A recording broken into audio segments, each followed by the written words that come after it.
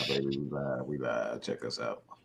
What's going on, people? What is going on, people? Man, this is your boys, the Heavy Hitters, on a Tuesday night. You make sure you watch us at 8:00. Well, today is special because we're coming on a little bit earlier than normal. As your boy, I'm your boy, Six Man, aka KStylzz, aka the Beer Drinker. As you see, I ain't got no stage left or right to me today, but I got stage up left here. This is your boy, the minister, the calm before the storm, Jew, talk, sports. What's going on, people? And also, as you see right here, as y'all know, y'all love him, and some of y'all like to hate him. This is your boy, the mad scientist himself, Mad Mike Sports, the great one.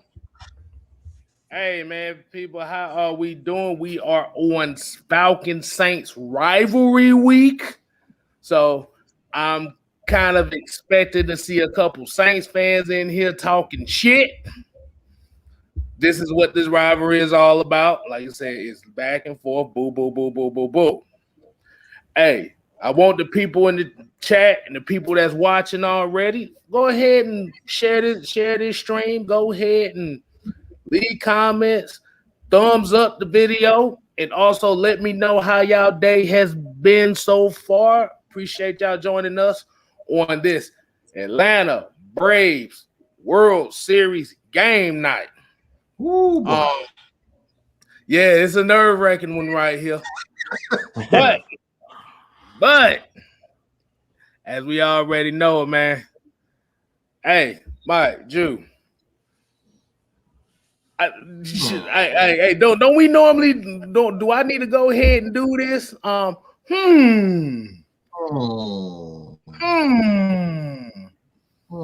y'all don't know by now, we gotta do the real roll call, as y'all already know. And our real roll call, because I can't, like I said, if y'all notice the Lil Jon song, I can't say the real nigga roll call. I can't really say it like that. It ain't all just black folk watching the show. But you already know where it came from. So we got Joseph Thornton in the building. We got Tiv Sports and Gaming. We got Mark J or 504, aka Mark 504. We know who you are. We got Samuel Davis. We got ATM 534. That, like I said, that's one of our player partners in the game right there. Y'all better be on y'all best behavior. We got J-Dog in the building. We got Pat Norris. We got Weezy B, Asia Green. Y'all make sure y'all show some flowers for Asia Green. Like I said, this is one of the main ladies outside of Miss Maggie T. She's one of the main ladies that's repping the Falcons, as well as Bubba Gump, Speed, Falcon for Life. We got Carrie Calamia in here. She's another one of those female Falcon fans that come in here and show some love. Y'all show some flowers for her as well. We got Ghost Peppers. We got Low Ski. We got Atlanta Nation.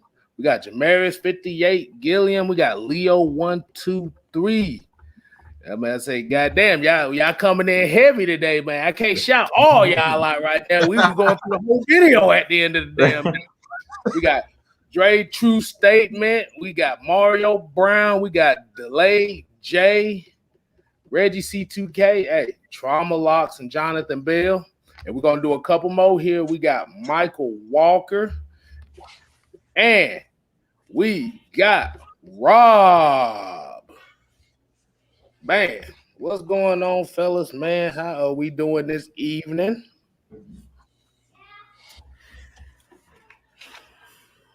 How we doing this evening, fellas? I'm wonderful. Wonderful. Hold on. Because this is the AFN family, let me go ahead and do this right.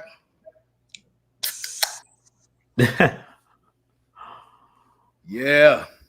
As you know, I'm the bad influence in the whole group because I drink beer online, so I don't give a fuck. It's all good. KStylzz, I got the holy water for us. We good. You got the whole. Hey, that's why. Look, that's why you the minister, man. You got. Hey, they expect some. Hey, they expect some preaching today, so you the minister. They expect Mad Mike to go off, but like I said, it depends on who come with the bullshit. And me, I'm just in between both. I'm just in between, so they don't know what the hell they getting out of me.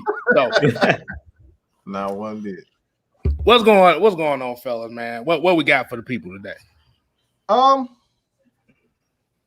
totally forgot. I did everything except for the news. I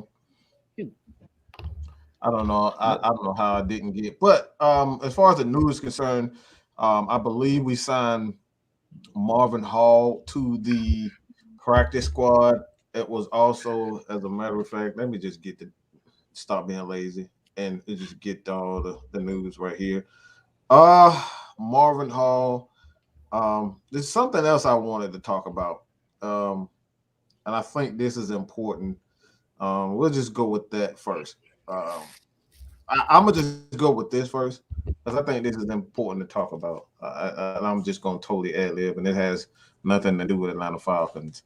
But there was a incident that happened today, as far as Alabama wide receiver Henry Ruggs. Unfortunately, he was driving under the influence, and a passenger ultimately lost his life because he was driving under the influence. I think this is something that needs to be talked about. We keep talking about, as far as Calvin Ridley, his mental health issues. I think there's a major issue with a lot of these young. We're seeing, I'm like me personally, like I said, a lot of young people, a lot of young guys, not just in the NFL, but we're just seeing a lot of tragedy with younger people, with incidents like this.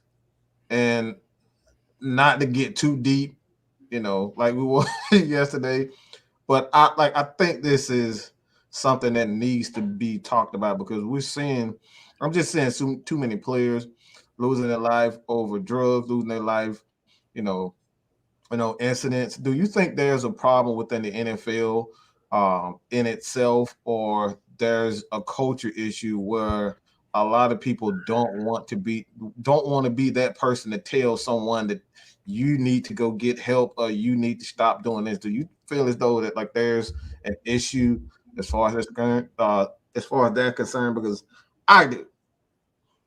Jude, KStylzz, you want to take it? Most definitely. I mean, that's why I did the video earlier about Calvin Ridley. Just in the NFL in general, I don't know if you guys seen. I was watching on YouTube. I don't know if it was T.O.'s channel that he has on YouTube, but I was watching a video. It was T.O. and it was Eric Dickerson, former Hall of Fame running back for the LA Rams.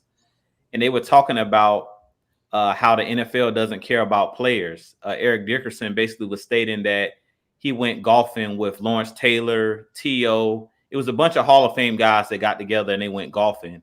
And the gist of their conversation was the NFL doesn't care about these players, former players. They're not doing enough for them.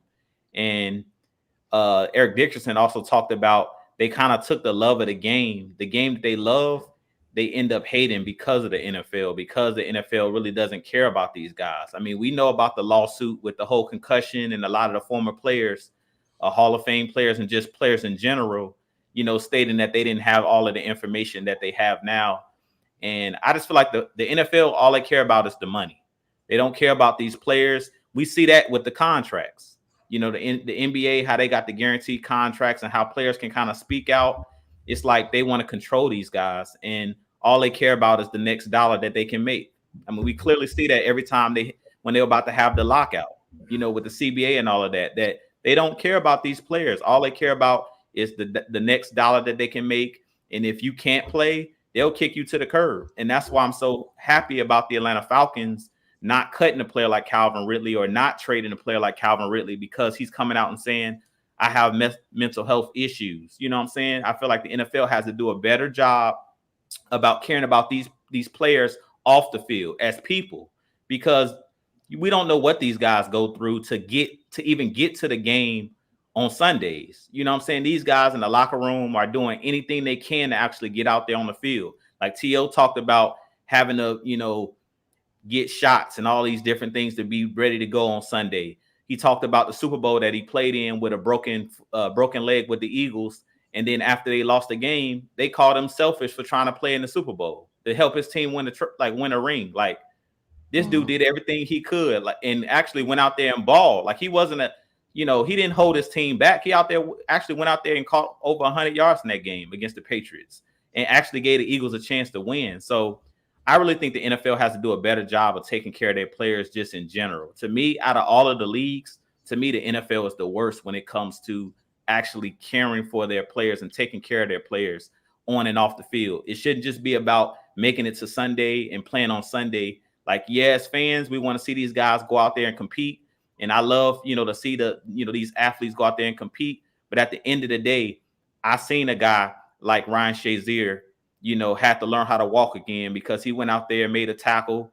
And we see guys Sunday, game in and game out, guys being put on stretchers, and their life could be forever changed off of one play. You know what I'm saying? So, that big hit on Robbie Anderson on Sunday, I love Eric Harris putting that big hit on him. You got to set a tone and you got to intimidate. But who knows? I've seen guys get paralyzed. So it's bigger than football. You know what I'm saying? And to be honest, when a player goes down, that's why you see those NFL players. You see both teams all usually get down on one knee and they be going and touching the guy or shit, making sure that the guy's okay. Because at the end of the day, when you're not between those white lines, they want to see everybody. It's a brotherhood. They want to see these guys make it off the field, safely. And they understand that these guys got families to feed at the end of the day. We might wear different colors, but at the end of the day, it's just a game. And once the whistle, and the clock strikes 0-0, it's bigger than just a game. So I definitely think that the league has to do a better job at caring for these players. Just don't, it's not always just about the money. Like, care about these guys, really care about these guys off the field, because we've seen players commit suicide. We've seen, the worst out of some of these players. And a lot of the times they don't even care. Prime example would be Sean Taylor. He just got his jersey retired. And let's be real. The only reason they did that is because all of this stuff is coming out with John Gruden, and they were tied up in some of that John Gruden stuff. Like, Sean Taylor's, his actual jersey number should have been retired. Like, how long has it been since Sean Taylor passed away? That was over a decade ago. 10 years or something like that. I know it's been over 10 years. Right.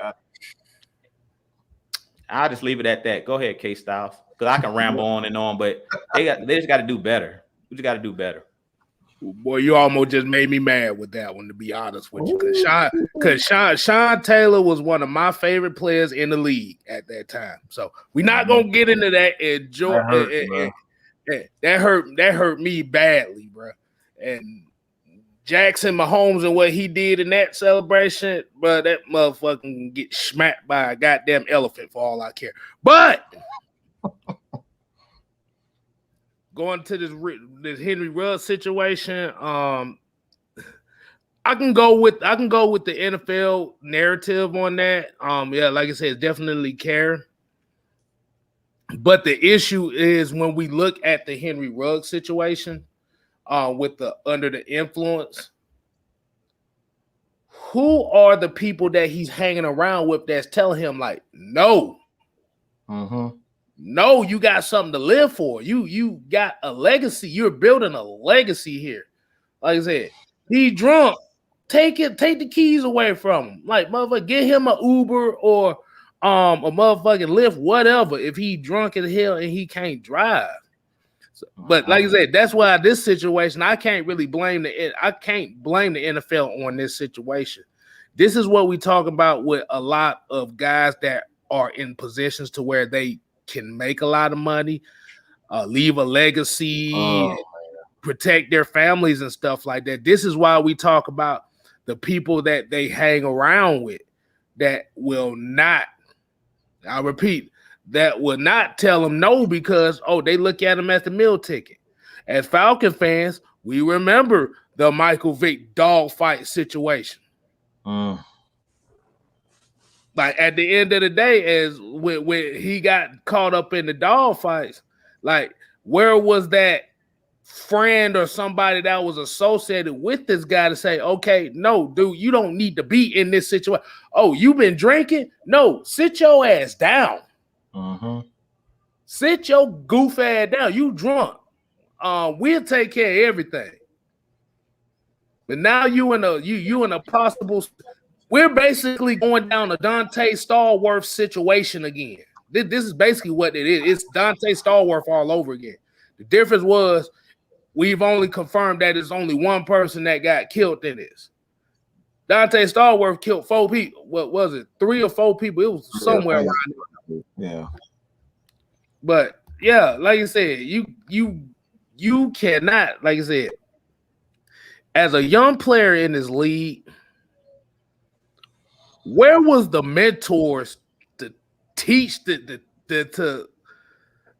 get this guy to be like, no, you cannot do that. You, like I said, really, you, like I said, and I kind of blame the culture for everybody that that likes to party. Like I said, ain't nothing wrong with partying and going into clubs, but the thing is, you have to know your limit. And I know I sound like the wrong messenger for this thing because I'm drinking a beer while we goddamn doing the show. Right. Biggest difference is you got to know your limits. This is what we tell. This is what I'm gonna tell all the young cats that might be watching this show. Like I said, ain't nothing wrong with living your life. Ain't nothing wrong with partying, having fun, wooty dooty doo. But you got to know your limit. You got to think. I got a lot to lose here. And I got a lot to lose here.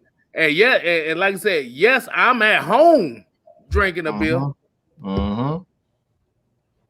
I'm not gonna drink and drive, and plus, I don't drink that often. So, like I said, y'all may be surprised by saying that I don't drink that often. I don't drink when I go out. That, like I said, and that is called being responsible for your own actions. Because at the end of the day, and I will say this: what Jew and Mike been saying about the NFL. They're going to look at these players and be like, hey, you responsible for what the hell you doing outside of the game. And this is where the mentors, the leaders, the true friend, when I say true friends, the friends that are not going to let you fuck your life up over getting lit. Getting lit ain't always the best thing to do. So... Let me just say this before we go on to the next one. When it all come down to it, and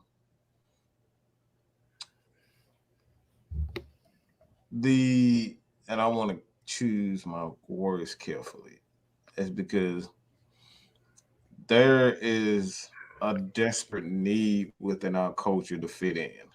I really believe that there's a desperate everybody want to fit in with anybody. You may not even really have those true thoughts and intentions or beliefs, but everybody wants to fit in. And I think the issue is that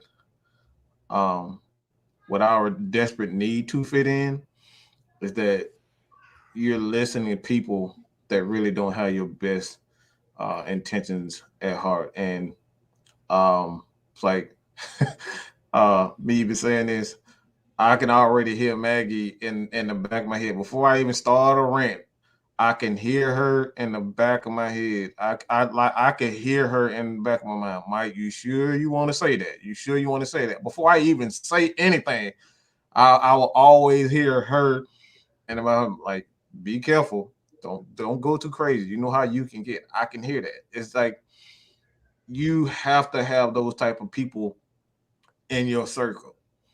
enough with the yes man. This is what got the Falcons in this position to begin with. They had a whole bunch of yes men. Nobody told Thomas Dimitroff that was a dumb move. Nobody told Dan Quinn it was a dumb move. You know, nobody told Kyle Shanahan you should have ran the ball. Got to have, and you see what led him twice. You see what there was consequences for having a yes man in your corner. You got to have people that, you know, that teach, you know, that tell you, hey, maybe it's not a good idea. But at the end of the day, like KStylzz said, we know the NFL doesn't give a flying you know what. They don't care.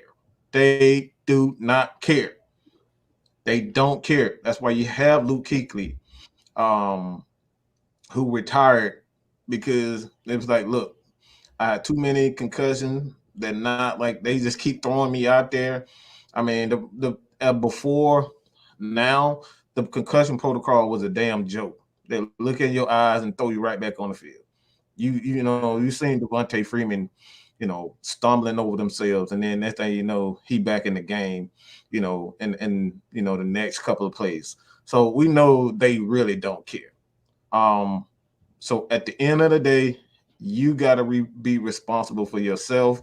You got to, you know, have those people in your corner who's going to tell you things and listen to them. All right. Even if you, you know, you guys start fighting and arguing, all that type of stuff, listen.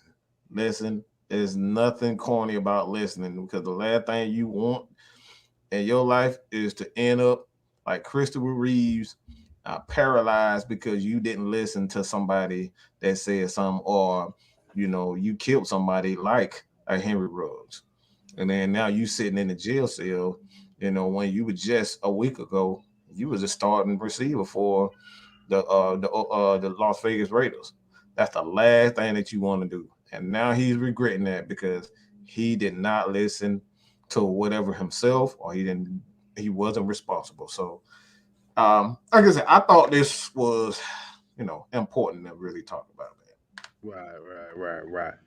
But yeah, like I said, we just want to put that message out there. Like I said, we got to be responsible for our own actions out here. We got to use common damn sense. Mm-hmm. That's basically what it is. You got to use common damn sense. Mm-hmm. But let's go ahead and get into it. We got the synopsis this week. Falcons, Saints. Saints came off a big victory against Tampa Bay. Like I said, unfortunately, Jameis Winston got hurt, torn ACL. He's going to be out for the season. Falcons, bad loss against Carolina. Nothing went right. So we got the tale of two different mentalities going on right now. You got a team that's going to be riding high, and you're going to have a team that is dealing with a whole lot of things going on right now. But as we know, with especially this type of game, I know we said it with Carolina last week because it's another division game. But Saints Falcons is a whole nother damn ball game here. This is if a lot of people don't know the history of these two teams used to battle for see who was not going to be the worst in the division. Going back to the 60s, the late 60s till now. Like I said, it's a pride thing that we got going on right now. So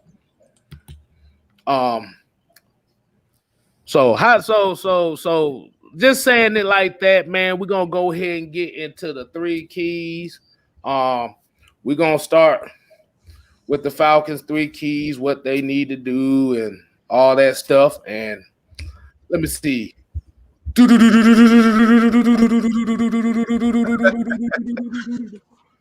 We're gonna start with Mad Mike Sports. What you got for the three keys on this game? Damn, I'm used to coming in last place. Nah, man. See, the thing is, we're gonna do it a little different because since we got the minister here, we gotta let him come in and close it out. Okay. So he can spit that straight fire. We all spit straight fire, but with the minister, y'all gonna put some holy water in the chat room for him. So go ahead, Mike. What you got for him, man? What three keys that the Falcons need? The first one, that was a key matchup for me. And I've actually seen so much more, a lot of progress from this particular lineman. And this guy is probably not who you may think. This guy is actually Caleb McGarry. So Caleb McGarry is going to go up against Cam Jordan. Now, those guys have had a back and forth. You know, they've had a back and forth. I want to say matchup, but like it's almost like Tyson Fury. You know what I'm saying, against Deontay Wilder. He get the first knockout, then Caleb McGarry, he come back with a knockout, and then you got Cam, he come back with it. So I'm really interested to see how Caleb McGarry is going to go up against Cam Jordan. So that's the first one to keep. I think this is a good matchup because Cam isn't a guy that uses a lot of speed. So he's going to have to put up his big boy pants to play up against Cam, because Cam, he's a power rusher. He's a Michael Strahan. He's one of those guys. He's a JJ Watt. These guys use their power moves to kind of overwhelm you throughout the game. So the first one is obviously Cam and Caleb McGarry. The second one for me that they're going to have to stop Alvin Kamara. Alvin Kamara is right now, he's on an absolute he's on a tear. He's catching the ball, he's running the ball well. And they're going to need that. They're going to need that because obviously we know this guy is not going to play because of a knee injury. He tore his ACL as well as his MCL, and he will be out. He's going to see a lot of, and I feel terrible. I like this one thing I do like James, and he's a damn goof. He's a damn goof, man. The dude, but he's one of those cool goofs. He's goofy as hell. He gonna do something dumb. He gonna trip over a chair or something like that. You know what I'm saying? Like, yeah. He's one of those type of guys. So I really do. I love Winston, man. James Winston, and I honestly, even though I'm a Falcons fan, and we are, we're pretty much predestined to hate anything Saints, but you never want to see a guy hurt the way he did. And I think it was a horse collar, if I'm not mistaken, that he got hurt on. It was a freak play. So again, I never like to see that. So obviously, again, the second one is contain Alvin Kamara. I believe they got Mark Ingram back, and those guys. It's going to be that 1-2 punch. So I'm glad I kind of ran into this third one.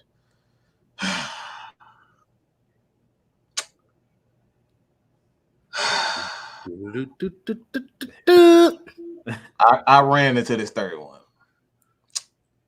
This third one is obviously that big fat slime of crap, and I just hate saying that. That damn Tyler Davidson.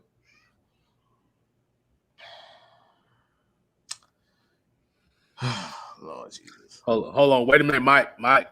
Hold on. Wait a minute. I'm trying to put it as the big fat. Oh Lord Jesus. I'm just Mike.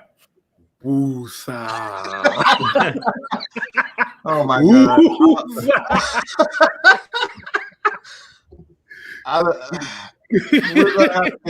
We're gonna have to contain Alvin Kamara with those guys, but we're just gonna have to stop the run. That third one is obviously stop the run, and it starts up front.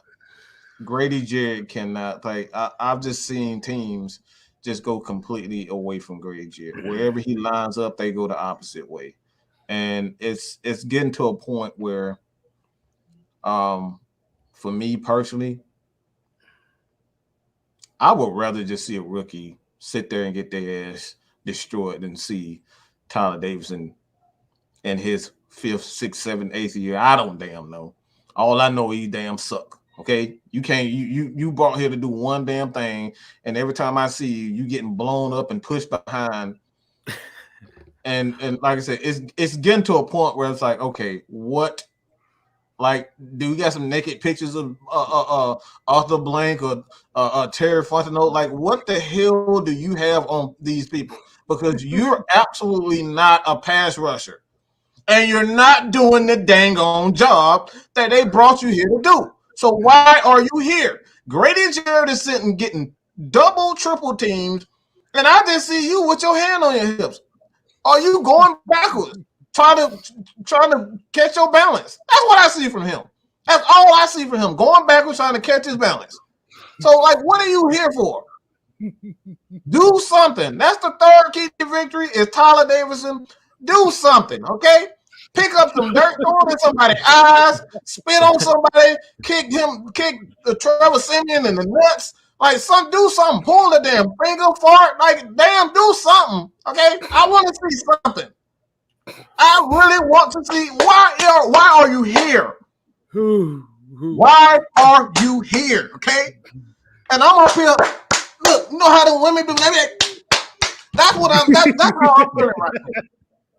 Oh my God. Why are you here? Why are you here? Why are you here?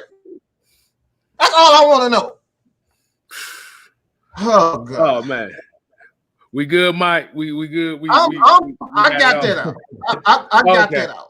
I got it. Okay. So if a lot of folk don't know what Mike just said is Tyler Davidson has an OnlyFans page because he likes to get bust wide open in the running game.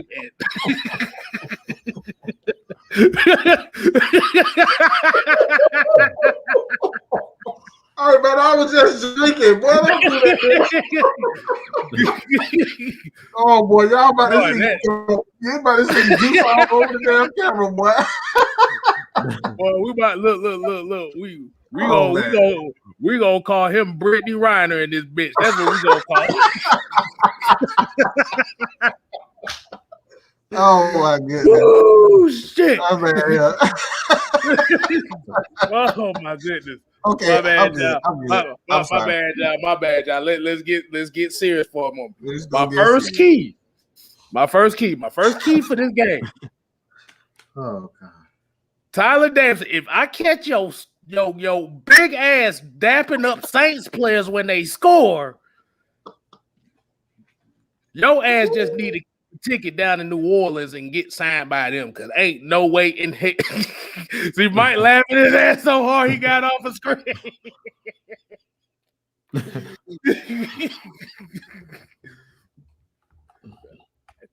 No.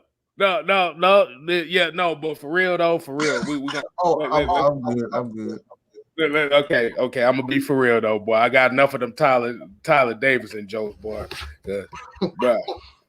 Bruh. Y'all remember Black Tail Magazine? He was the guy. The way he played, the way that he played, he the cover model for that shit. Cause that's all they did was let it all get wide open and shit. So, but the first key of victory, these motherfuckers be looking like, what the fuck is you talking about? Yes, motherfucker, back in the day. Open the internet, all right, y'all. Yeah, exactly. But for real, the first key of victory is you're going to have to match New Orleans' toughness. You got to match the Saints' physicality. You got to go. You like I said, because as we know with the Saints, they're going to come out physical. This is how their defense is ran. They want to smash you. Nah, I can't. Now hold on, let me rephrase that because after them last years, I can't say that. Oh God! Basically, what they want to do is they want to be physical. Are you going to be able to match the physicality? Because Carolina put something on your ass last week to where they got more physical than you. You got to be physical. Like you said, Tyler Davidson, Stephen Means. Like I said, Caleb McGarry, you got Cam Jordan on that side. They're gonna specifically put Cam Jordan on your side because that's where his best matchup is gonna be at. Like I said, you got the Chauncey Gardner Johnsons out there that like to talk trash and get you out of your game. how are you going to match the physicality? How are you going to match the mentality behind them? Because if the Falcons don't somewhat match the physicality and the mental toughness of the Saints defense, the Saints defense is going to beat the shit out of us. Which I highly doubt, because I still think we're going to whoop the shit out y'all asses. But we just getting the analysis here. 2, Mike Davis, Cordero Patterson, Wayne Gall. We're going to have to run the ball. We're going to have to find a way to run the ball. Like I said, ain't no ifs, ands, or buts about it, bro. We got to run the ball. We have to. It kind of goes with the physicality part as well, but I'm just saying specifically for this, you're going to have to run the ball. You're going to have to show the Saints that you ain't weak.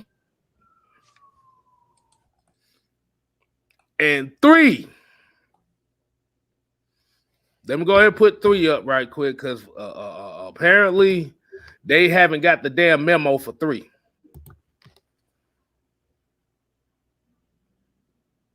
$60 fucking minutes, which means you got to play the football game for 60 minutes, which means if you get out on the first drive to set a tone, you cannot kick field goals. You got to score touchdowns and send a message. And you have to send a message for 60 minutes. It can't be for 10 minutes. It can't be for 20 minutes. It can't be for 30 minutes. 60 minutes of football. That's all I got. And Jude, my 3 keys, the way y'all talking, I think they might say I might need some holy water from the shit that I was saying. So, Go ahead, Jude. What you got for him? Look, before I get my 60 minutes, my son trying to make a cameo. I already see. I already know. What's up? Make a cameo.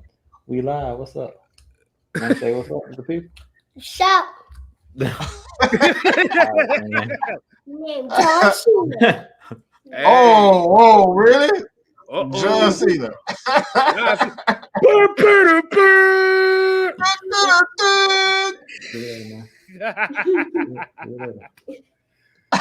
be high. Hey, he said, hey, you see me now. You got the John Cena show. He said, John Cena. Y'all about to see that? Y'all about to see that minister leave, bro? That minister. Boy, that minister about to turn a Snoop Dogg on y'all. Like, hey. KStylzz. Hey, what'd you say? All right, y'all. So here we go. So first key to victory, KStylzz, you was all over it, man. The physicality. We have to be physical in this game. We have to be physical in this game. We have to win the trenches. That's what this game is all about. That's like my first 2 key to victories for the Falcons in this game. You have to be physical. You have to run the ball in this game. You have to win not only on the offensive line, the trenches, but on the defensive line. As you said, Carolina in the first matchup last week against Carolina, they dominated us in the trenches. So on both sides of the ball, the offensive line was overwhelmed. Matt Ryan didn't really have any time to pass and survey the field. In this game, the Saints, like you talked about, they're coming out here and they're going to try to intimidate these young guys that we have up front, especially Jalen Mayfield and especially Matt Hennessy. Like, those guys got to be ready. Like Caleb McGarry, Jake Matthews, Chris Lindstrom, they know what to expect. They've been a part of these games. But our young guys, they're going to have to get these guys ready for a grinded out type game. Like, we know the Saints, like you said, they're going to come in here and talk trash. And in this game, you got to be willing to fight somebody in this game. Like, this is a game where you need somebody like a Dante Fowler. You need some real gangsters on your team in this game. and you have to be mentally tough because the Saints are a team that the players that they have, they're not only trying to beat you, but they're going to talk trash. They're going to do everything they can to get you off your game. So in this game, we got to come out like swinging, and we got to throw the first punch. Like, we can't come out here trying to be a counter puncher in this game. Like, we trying to counter whatever they're doing. Like, we have to throw the first blow in this game. So if I'm the Atlanta Falcons, I'm receiving the ball. Like, I don't know if you guys noticed lately, we've been deferring. If we win the heads and the coin toss, we have to go down and set a tone. And that means get the ball, go down there and punch it in the end zone. And hopefully it's a running touchdown where you get on their goal line and you punch it in like we did at the end of the game in London, I think against the Jets, where we punched it in with Mike Davis. Like, it's just something about being able to run the football. And we seen it last Sunday with the Carolina Panthers. Our defensive line and our defense looked demoralized because they literally just ran the ball down our throats. So in this game, we're going to have to come out running the football, showing that toughness. And we know that Arthur Smith, that's his staple of his offense, is running the football. So come out and set that aggressive tone that we're going to run the ball. On defense, I'm not going to even mention Tyler Davison's name because he's a disgrace. So I'm not going to even mention him. I'm looking for Marlon Davidson. I need more out of Marlon Davidson. He's a guy that played at Auburn. You guys know I'm an Auburn Tiger through and through, but he has to step up because he was the guy that they drafted to be the guy that plays next to Grady Jarrett. He was the guy that was supposed to take Tyler Davison's job. So it's time for Marlon Davidson. He's going to have to step up in this game. Steven Means, we know what he is. Just set the edge. Ogundeji, he's a guy that's played very well so far this season. Ogundeji, in this game, we need you to come out with a sack in this game. You're going to have to be that guy. What I'm looking for out of Ogundeji, though, in this last game, I kind of watched what he was doing. He has to mix up his pass rush moves. Like, he's good at extending his arm and trying to, stretch out and use his length, but he has to get a counter move where he can, get on, counter the moves that he's doing, because he's basically just doing one move over and over, kind of like Tat McKinley, just bull rush. He's going to have to do something to counter what he, give a counter move to the offensive line for the Saints. But I'm looking for Marlon Davidson, Grady Jarrett. I'm looking for those guys to step up. Mike Pennell Jr., he's a guy that also, he's going to have to step up. I'm liking what I'm seeing out of Copeland. I want to see him get more snaps as well because he's been playing pretty well. Shockingly, he's playing a lot better than a lot of guys that's getting, to me, more snaps than him. To me, every time I see Copeland out there, he's doing a good job. He's in the backfield making plays in the running game.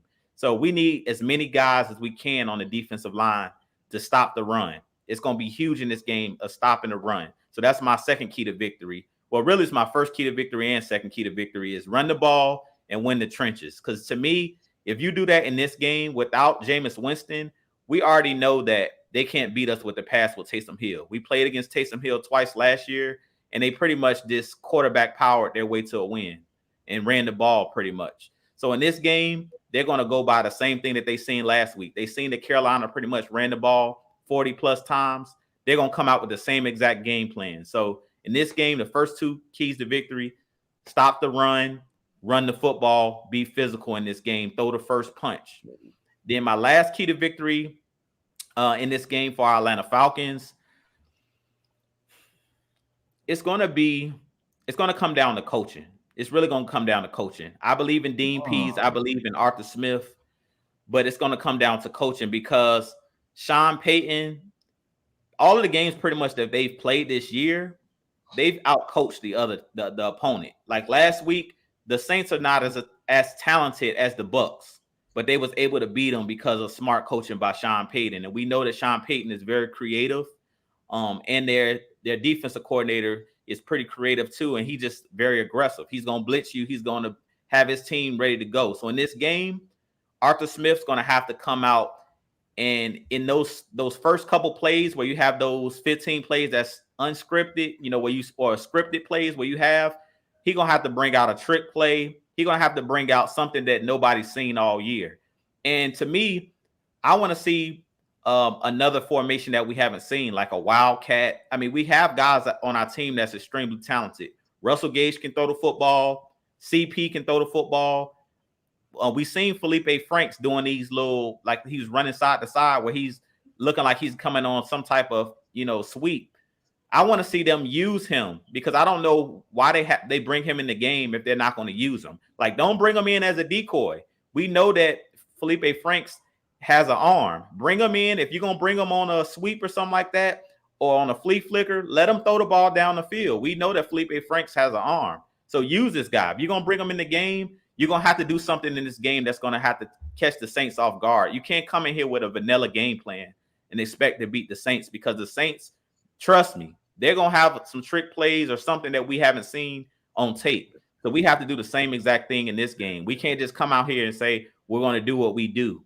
Yeah, we're going to have to be aggressive, but we also going to have to show some creativity.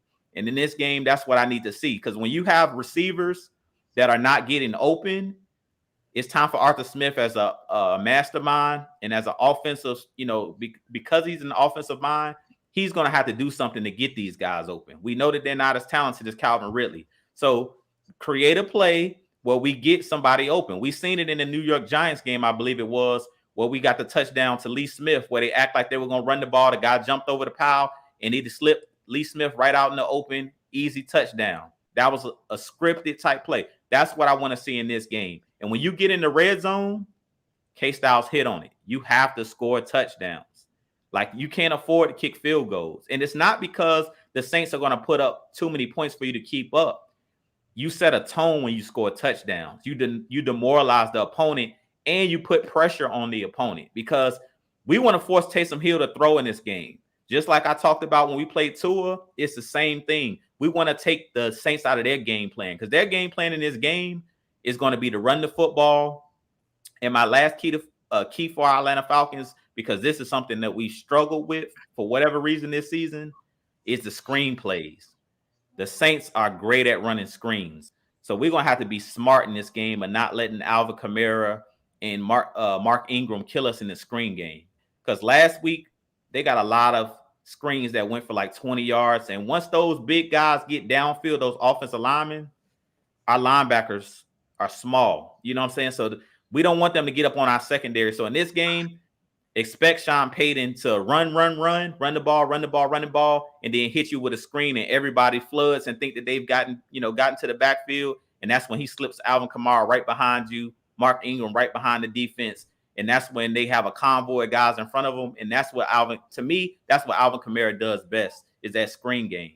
So we definitely have to look out for that in this game. And that's pretty much it. But it's all going to come down to being physical. As you talked about, KStylzz, the Saints are a physical team. So you have to match their physicality. If you don't, that you're going to get bullied. So you have to come out and throw the first punch. And you have to stand up to these guys. Mm-hmm. I want to get a couple comments in right quick. And Reese 803 South Kakalaki said, "What's up, AFN?" He said, "I caught it later, but great show other night for recognizing mental health awareness. That was important." And he said, "P.S. What's up, Lil Juke?" But yeah, I just want to go ahead and acknowledge that right quick, because yeah, we definitely are getting more into starting talking about other things, especially like when it comes to the mental health and like other aspects of the sports world and life in general outside of just Falcons, because I think we don't really see a lot of people really talking about stuff like that. Mike, I saw you had your hands up earlier, man. What you got for him? I forgot. But yeah, man. I know it had something to do with hold on. Oh, yeah. He said something about the screen game. The screen game, the reason why I believe the screen game has been that we've been getting killed, because teams know when we're gonna blitz. And that's why he's saying, guys got to understand the scheme first before he started to get aggressive like that. So he wants to get aggressive, but you can't get aggressive like that when you're D-line. Like the D-line, like they're so focused on their responsibilities, they tend to like get tunnel vision. And I think that's more so the issue, because like the linebackers are an extension of how the defensive line is reacting. So if the defensive line is not really paying attention, they're going to get those big bodies on the linebackers. So it's not so much that our linebackers or our secondary is playing bad, as that our defensive line isn't doing a good job of recognizing the screen game. So because they're so focused on their job. And that's the reason why you're seeing guys like John Kaminsky, who's not receiving any playing time. You got guys like Sheffield who's not spending it, getting any time, because these guys got to understand their responsibilities. Like, if you don't understand your responsibility, you just, like, let's just say you just had a new job and they want you to do a job that you've never done before. You're gonna be looking around, you're gonna be looking at everybody else like, bro, I have no idea. You're gonna be looking for help, you're gonna ask this person. So it's more so the defensive line first have to get comfortable. We always say it starts up front. So it's not so much that they're bad with the screen game. It's the D line. They have to set the tone and understanding their job first before, just the linebackers can kind of catch on. So it's again, it's a cliche, word, but that statement, but it all begins up front. It begins and ends up front. If you can't stop the run, if you don't understand what the offense is doing to you up front, you're going to get destroyed. So that's the reason why we keep talking about Tyler Davis and Marlon Davis and Dante Fowler. They got to set the tone for this defense, because I don't know if you guys realize this, but that damn Dean Pease got that secondary looking amazing. Those boys are making plays. Like, they look so much like Fabian Moreau.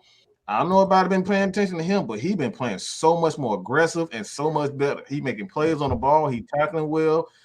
I mean, do we have to say anything about, AJ Terrell? Like, come on. Do anybody have to say anything about Terrell? That dude has been playing out of his damn mind. He's been the most consistent player on this defense outside of Grady Jarrett. That dude has been balling. So it all starts up front when we start to see these guys like, him play better, they'll get better.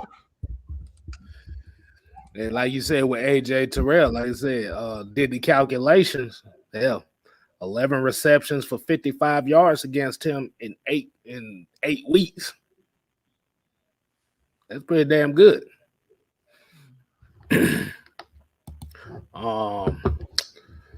Yeah, man. Yeah. Like I said, at the end of the day, we got the trend. Like, the trenches matter. At the end of the day, no ifs, ands, or buts about none of this shit. We can talk about quarterbacks. We can talk about wide receivers, DBs. At the end of the day, this matchup is all about the trenches. You can't get away from that. So hold on. I saw something in here that I saw a comment in here that I wanted to hit on, but like I said, well, it's already on the screen, but we're gonna hit this one. Like I said, missed tackles and piggyback riding for 5-10 extra yards. Every play is killing me. Yeah, most of that's coming from the damn defensive line. I don't know what's going on with that shit. But well, let's go ahead and get into what the Saints have to do.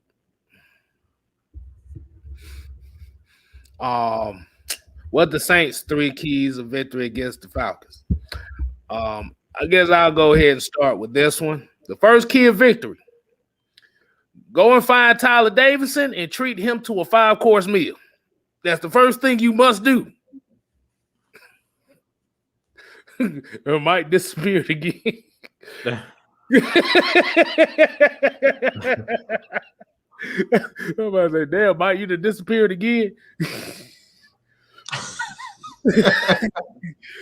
Treat him to a 5-course meal. Now, but yeah, first thing you do is you want to establish the running game.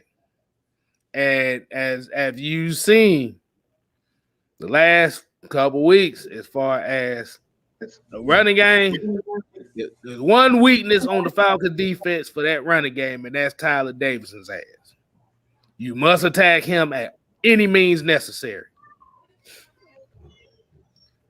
Not saying y'all can't get outside, but you still attack Tyler Davison because he ain't stopped nobody. He had one good Pro Football Focus week this year, and I didn't even see that. Switch.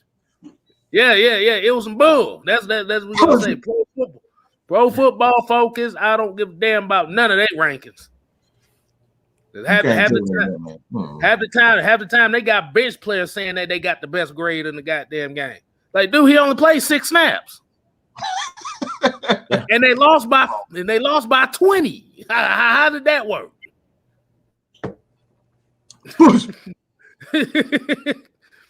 Number 2, Alvin Kamara will have to and Drew and Mike done alluded to this. You got to use him in the passing game. He is going to be your X factor. You got Mark Ingram back, so you don't have to necessarily rely on Alvin Kamara to be your feature back. Like I said, you let him go to his natural role as kind of being that second back. Well, I ain't gonna say second back because today the NFL is really no first or second back. Be that complimentary back to where, okay, I need him in the passing game. Boom. Because the Falcons have been getting destroyed. Like you said, Falcons have been getting destroyed on screen games and the God damn it, I almost forgot the damn route. But yeah, basically out of the backfield. Swing pass, yeah. Thank you, right? Because Tyler Davison screwed my damn mindset up already. And the third key is going to come down to the Saints defensive coordinator. Oh, hold on. Let me hit this up right quick. Till D Legend, he said, "Is this a Saints podcast?" That means you ain't been watching this show all year, bro. We do. Hey, look. We do keys of victory for both teams. So you better recognize. You better goddamn recognize around here. But for the Saints to win, like I said, it's gonna come down. Like Drew said, it's gonna come down to coaching. It's gonna come down to it. Like you said, you got the Falcons offense, whose receivers are not really getting open right now. Kyle Pitts, they, as you saw in the Carolina game, they put their number one corner. They put one of the best corners in the game on Kyle Pitts, and they kind of shut him down. And it wasn't even just the number one corner. They put 3 guys on him. So I'm taking Kyle Pitts out the game and forcing everybody to see who else is going to step up. That's all I got right there. I think we're going to do. I think we'll do the minister next. Let him go ahead and let him go ahead and goddamn bless the people.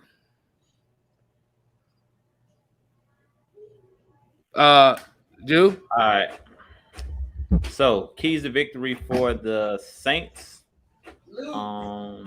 First key to victory. Besides that, my bad. The Maggie T in the background talking about the first key of victory for the Saints is to lose. Go ahead, Drew. Well, you already talked about it, KStylzz. It's going to be the first key to victory is going to be to run the football, and that's going to be the first key to victory. Just to give you guys a sneak peek for every team that's facing the Falcons this year. To me, the Panthers gave every team this year the blueprint to beating our team. Is just run the ball right at the center of our defense. Like, don't run no stretches, no tosses. Just run a draw. Just run power eye right up the middle, right where, like you said, where Tyler Davison, where Grady, where our nose tackles are. Because we're not strong up the middle of our defense right now. So that would be the first key to victory. And really, that's for every team. Second key to victory will be Alvin Kamara, like you talked about. So we're going to say the same exact thing, KStylzz. Alvin Kamara, Mark Ingram.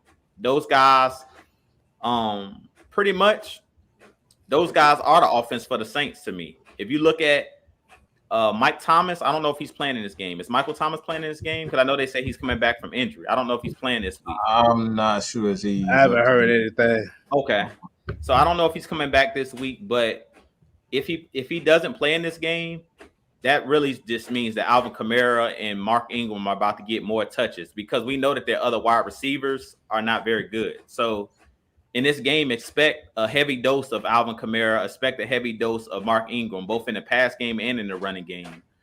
So that's my second key to victory is stop the run and watch the screen game. I talked about it. The screen game, to me, the Saints are one of the best screen. Like, to me, Sean Payton is one of the best offensive coordinators when it comes to calling screens and knowing when to call a screen.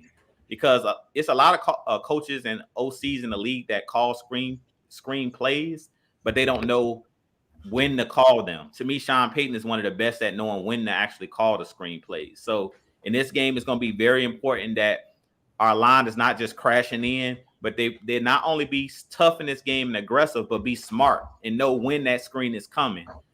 And my third key to victory in this game, and this might shock you guys because I wanted to say it earlier, but I didn't mention it, is going to be stop the quarterback run.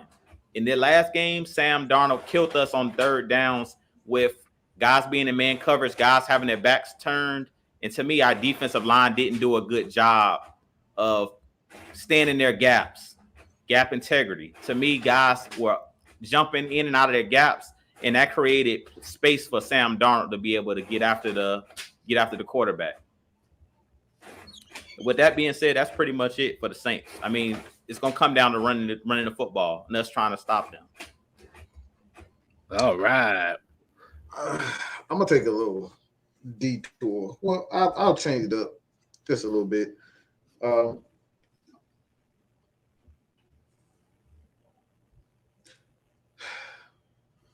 That key to victory is to be the Saints. It's just to be the Saints. And that's really not saying much. Pretty much because these damn refs gonna be all in their asshole. I'm sorry for saying that, but these refs gonna be all in their Saints ass. Okay, they gonna be all in it. They gonna give the Saints every call. They in New Orleans. All they gotta do is just be the Saints. They gotta be annoying. They gotta give the ball to Kamara, and they gotta run Mr. Fake Tim Tebow, because the refs are going to make sure that they have every opportunity and every. Well, look, at the end of the day, we know that the Falcons are not going to get a lot of calls. And like I said before, they stop. Come on, tie-dye. Okay, tie-dye. Stop.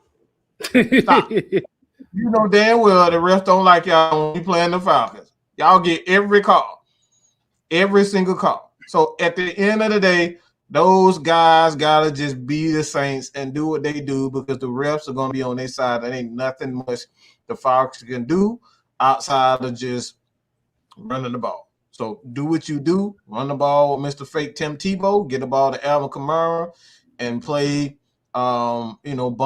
bump coverage, because our receivers are very small. Outside of Kyle Pitts, our receivers are little. We got some little ass receivers. So y'all just be the Saints again. Run the ball with Mr. Fake Tim Tebow. Get a ball to Alvin Kamara and play aggressive in the secondary, because we have some small corners, or we have some small receivers, and I think your corners will probably match that. I think you guys will win that physicality. I don't know if y'all. Well, I know y'all can't match up with Kyle Pitts. That's just no way you guys will be able to match up with him. So you're gonna have to be physical with the other receivers, because ain't shit you can do about Kyle Pitts. Y'all have nothing there. Don't even try to say Mr. Grabathon. All right. You don't say Mr. Grabathon can handle him, because he can barely handle himself. So at the end of the day, that's three keys the victory, and I think we can kind of get to the next. This is a question that I have, KStylzz. This is actually a question that I have for y'all, and I think it's simple. It's simple, but I like a lot of people like. Let me just explain. I've been getting a lot of comments to say, like, a lot of comments. A lot of people say, "Oh, you suck, you suck, you suck. He suck, they suck, we suck, we suck." So the question that I have for you guys is, what the hell is your definition of improvement? Because if everybody suck, you win 3 games. I mean, there has to be some type of improvement. The Falcons they're 1 win away from, tying their win total from last year. So if everything sucks, then how do you win 3 games already? If everything sucks, how do you win games?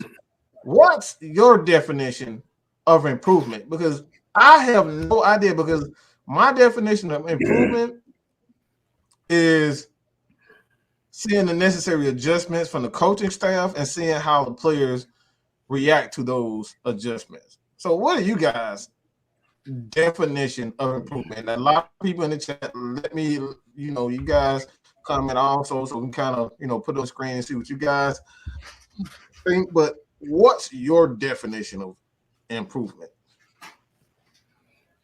Definition of improvement. But if we're looking at record from the last 3 years, it's already starting off better than what we've been. Because on the last couple years, we've started off at least 1-5. The last 2 years. Now, offensively, this is what you've alluded to before. Like I said, the offense is not pretty. Like I said, everybody's used to the run and gun style offense, to where we putting up 30 points a game and throwing for 400 yards every game. Like I said, the improvement is more so in the mentality of the team. Like I said, last week, we really just got exposed at one aspect, and that was run defense, and that was getting ran up on the defensive line. But when you look at the secondary hasn't been thrown on like that. They gave up 129 passing yards last week. Like I said, outside of the points given up, the defense literally is ranked in the top 15 in both run and pass. We've been dead last for the last 4 years. Well, 3 years,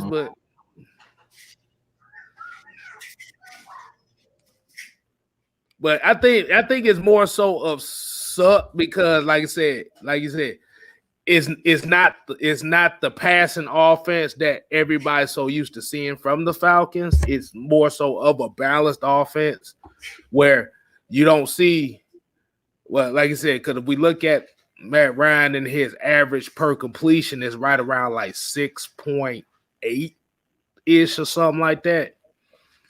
So it's already looking like a dink and dunk master. That's what it's looking like right now. It's dinking and dunking. And that's the one thing about a lot of football fans. It's just like with baseball fans. Baseball fans do not give a fuck about folks hitting singles. They want to see home runs. They want to see the doubles. They want to see the triples. Sometimes it ain't always about that. Like I said, we haven't seen too many penalties this year. Really on both sides when you think about it. So you're seeing that. So, yeah, the defense, like I said, the defense was in the top 15, but the problem is, and like you said, with the improvement, the only problem is like, especially with the defense is still right around that bottom of the league of giving up points. So that comes, like I said, that comes with a whole different stuff going on, whether it be offense, not holding drives, and special teams not doing what they're supposed to do. So you're seeing in these games that they're not getting blown out. They're not giving up so much. We're not losing games on one play.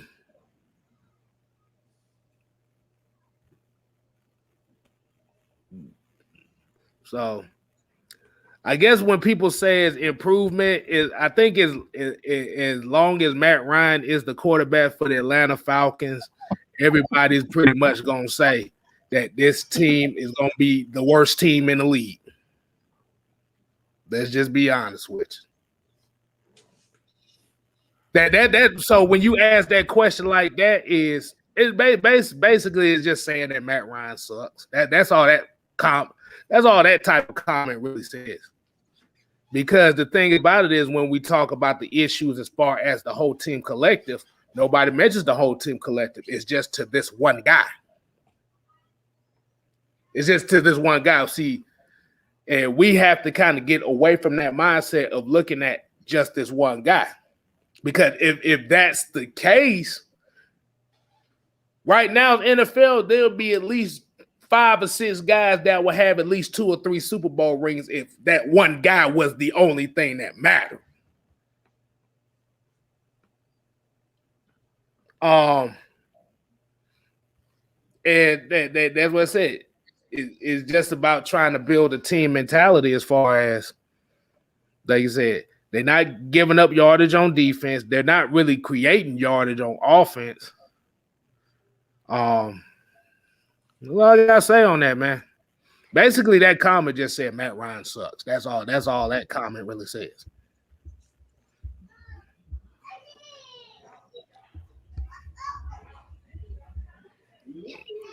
What was up? Drew?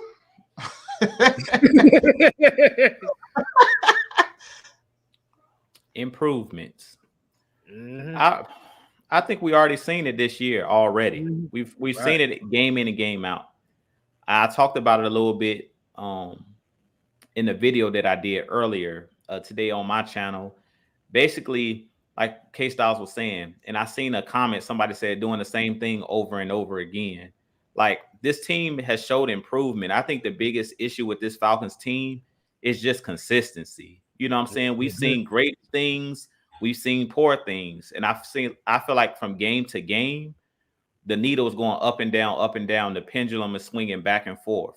Like in this last game, we didn't make the necessary plays to win the game. Like Kyle Pitts' crucial drop on 3rd down.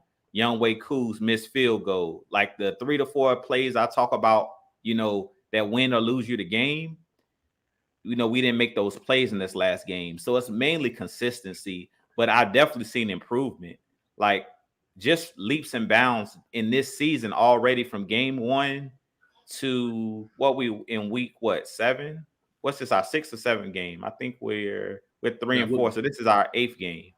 Right. So for it to be our 8th game this season, I've definitely seen improvement. If you go back and watch that Eagles tape, it was horrible. Like the offensive line was so bad in that Eagles game. I came on the after show and stated, maybe we shouldn't have taken Kyle Pitts with the first pick. Maybe we should have took an offensive lineman because the offensive line looked that bad. Like Jalen Mayfield looked lost. Matt Hennessy looked lost. They looked like they couldn't hold up. They looked soft as toilet paper up front, like they were just breaking through the line and Matt Ryan was under siege. But I definitely feel like this team has improved. This team is showing improvement every week. We've seen leaps and bounds. And pretty much, like KStylzz was saying, we've pretty much been in every single game. The only game I'll say that we kind of got blown out was the Eagles game. Other than that, every other game, and I'll say in the Buccaneers game, but even in the Bucs game, they basically went crazy in the 4th quarter with those interceptions off those tip passes. At one point in that game, it was 28-25 late in the 3rd quarter, or early 4th quarter. So we really played them to the wire. So all of these games that we've lost, it's like you 1 or 2 plays away from winning the game. The game in Washington, Debo makes that tackle, we probably win that game. Last Sunday, we make those 2 plays. Kyle Pitts makes that catch on 3rd down. Maybe we score a touchdown, you know, and go up 17-12, where it was 10-12 at the time. So every single game, this team is improving. So my definition of improvement is you growing. We're seeing growth. We're not still seeing the same offensive line. Because in the first game, you guys remember, we had a whole bunch of pre-snap penalties. It wasn't even that they couldn't even block the guys. It was that guys would false start, you know, jumping off sides and stuff like that. So we're definitely seeing improvement. Like from game 1 into game 8, we've seen these guys grow leaps and bounds. And this is the biggest improvement I've ever seen from an Atlanta Falcons team since I've been a fan. And that's why I'm so big on Dean Pease and Arthur Smith. To me, they're educators of the game. And to me, our former coaches, to me, weren't educators of the game. Other than maybe like a Kyle Shanahan, to me, Dean Pease is more of an educator over the game than a guy like Dan Quinn. Not to take anything away from Dan Quinn, because I think that Dan Quinn was a solid defensive-minded coach when he was our head coach. But I think Dean Pease does stuff for particular reasons. And that's why I like when he sheds light in these media sessions and he talks about why he does what he does during the game, why he calls plays the way he calls plays. Everybody thought that he was calling out the one media guy that always with the high-pitched voice. I can't think of his name right now. D-Led. Everybody thought that he was trying to, you know, play him. I don't really think he was trying to play him. What he was basically trying to state is when I do things and I make play calls, I do it for a reason. And he basically talked about why he's not blitzing on certain downs, because it exposes the weakness, you know. And we know that Dan Quinn, and we had that regime here, they exposed Isaiah Oliver. They left him out on the island. They didn't change anything from game in and game out. We kept blaming Isaiah Oliver, talking about how bad of a player he was, but we didn't do anything to help him out. We didn't move him inside. We didn't do anything. We didn't blitz. We just sat back in cover 3, left him out on the island. We didn't put a safety over top. We did nothing to help him. So one thing I like about this coaching staff is even they're improving. Like you heard Arthur Smith say in the first game, I made a mistake. I wasn't aggressive enough. And then we seen him in the Jets game throw the ball down the field to Kyle Pitts when the game was on the line. So not only are these players improving week in and week out, but even the coaches, they're not done learning. They're improving. They're improving week in and week out. So I definitely think that this team is improving, but I think that our fans have to be patient, Mike. It goes back to the fans. We have to be patient. You can have high expectations. Like I said that this team is going to make the playoffs, which to me is high expectations for a coaching staff in their first year. But even with high expectations, you have to be realistic as well and be fair to these coaches and be fair to these players that it's not a microwave type growth where you're going to go from night to day.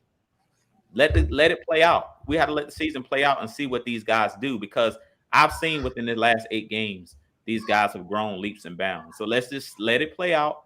Let's see how these guys, are they going to learn from their mistakes? And we're going to learn a lot from this game against the Saints. We're going to see if the play calling is the same, and we're going to see if we lose the exact same way we just lost to the Panthers, or we're going to see if the proper adjustments are made. Right. Let's kind of get. I want one comment that I want to talk about real quick before we get to Q&A. But this is a question, comment. I don't understand the Julio Jones shot. While Julio was there, it was the best time of franchise. Also, while you're talking, taking a dig at Julio, you're basically taking a shot at Matt too. He was the one throwing on the ball, so he's not flashy. Doesn't make sense. The reason why I wanted to talk about this is mainly because there's a misconception that we're taking shots at guys.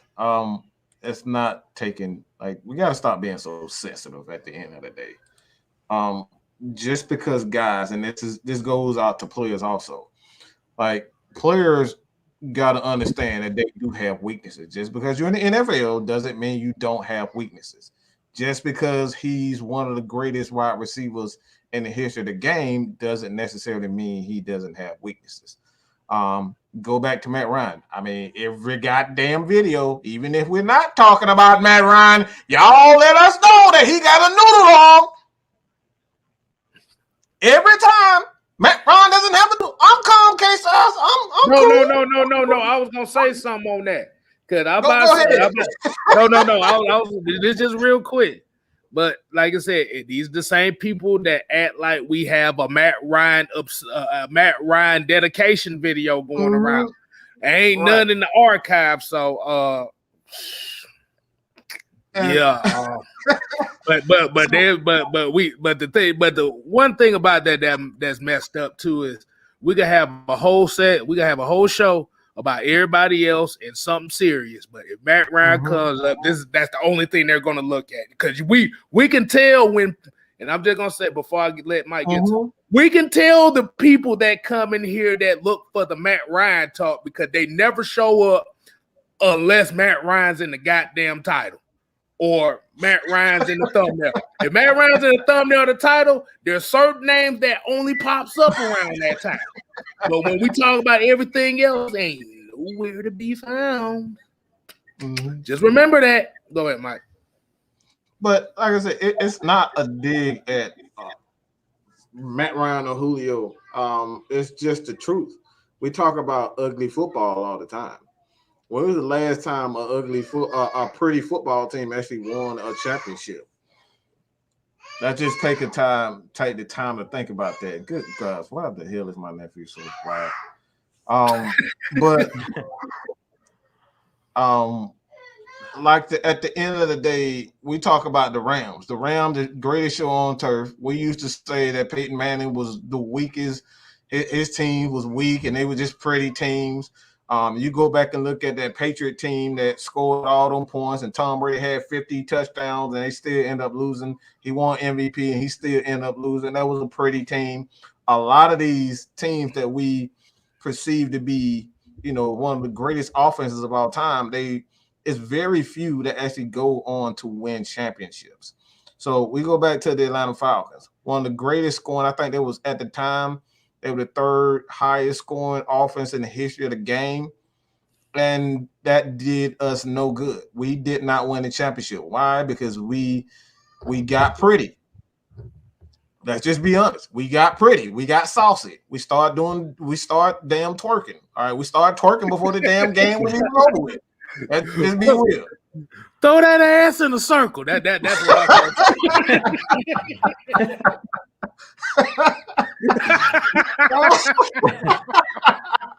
that's what we became. Hey, but like I said, we just got pretty, man. We got pretty. It's like we've like, let's be honest. If anybody who's a real Falcons fan, we've never been an organization where we never had a running game. We've always had a running game. Even when we were run and shoot, we always had guys like Craig Ironhead Haywood, Eric Dickerson. We had all these guys. These are physical backs. Even 1998 in the 80s. But like I said, we had some real tough guys. Gerald Riggs, all these types of guys. Like we've always had a running back in this organization. We've never not had a running back in this situation. We've never not had a good defensive team. 1998, one of the greatest defenses out there. 79, 80 Falcons. One of the greatest, if not the greatest defense of all time. We've always had running game and defenses. And like I said, you go back to the Baltimore Ravens. They won like 3-4 championships just off running the ball. I mean, I can go on and on. The Pittsburgh Steelers with Jerome Bettis. These guys have won, Franco Harris, all those guys. They've always had rough, tough, nasty defenses and disgusting offenses that are smash mouth. Eddie George, you go to Tennessee. They've all had these smash mouth, ugly offenses and defenses.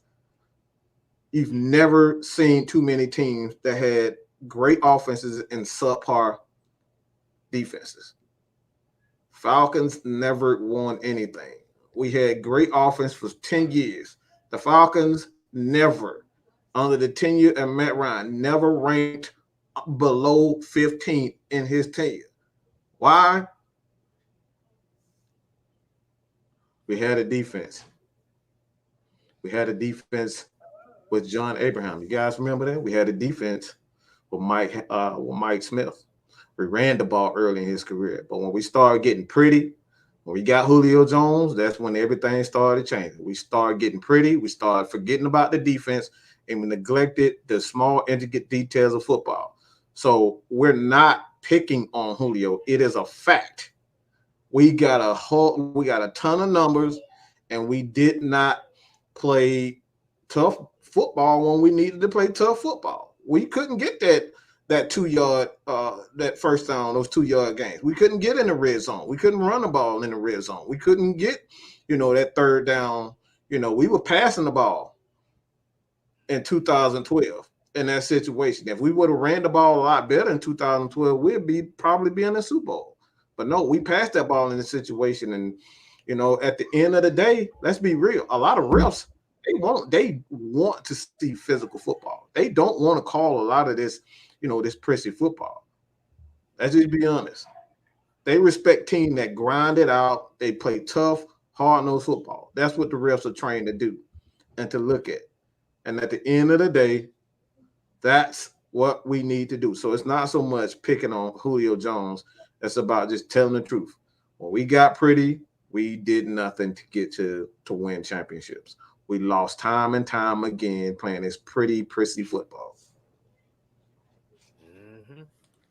And like I said, all the years the Falcons that went to the playoffs since 1998, there was a running game involved. And I want to hit Dre's true statement on here. He said Kansas City was a pretty scene. Did you see that Super Bowl that they won? That wasn't pretty football. That was running the goddamn ball. That's what that was. Pretty football. Pretty football can get you away in the regular season, but in the playoffs, you got to be physical. And I'm gonna say this because this is a Falcons Saints show.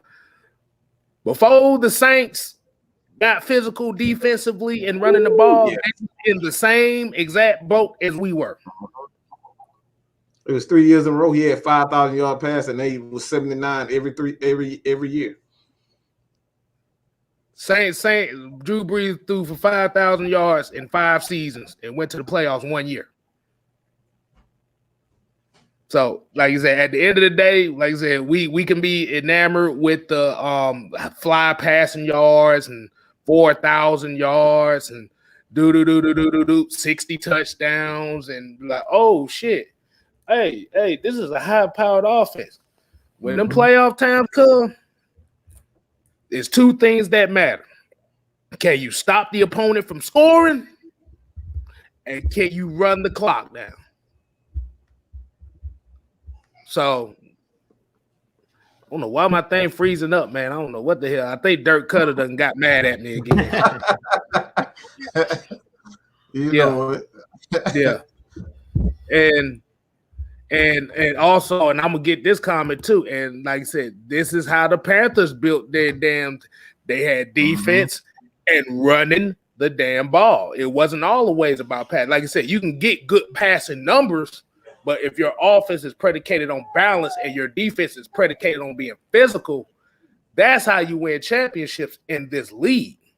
The Patriots was 17-0 going into 2007, and they lost to an 8-8 New York Giants team that barely scraped by because they played defense, they ran the ball, they just stopped New England from goddamn scoring. And shouts out to Twisted Torch TV. Y'all make sure y'all show him some love in there. Make sure you subscribe to him. That's AFN family as well. Why am I freezing up? I'm dead ass serious. Why the hell am I freezing up?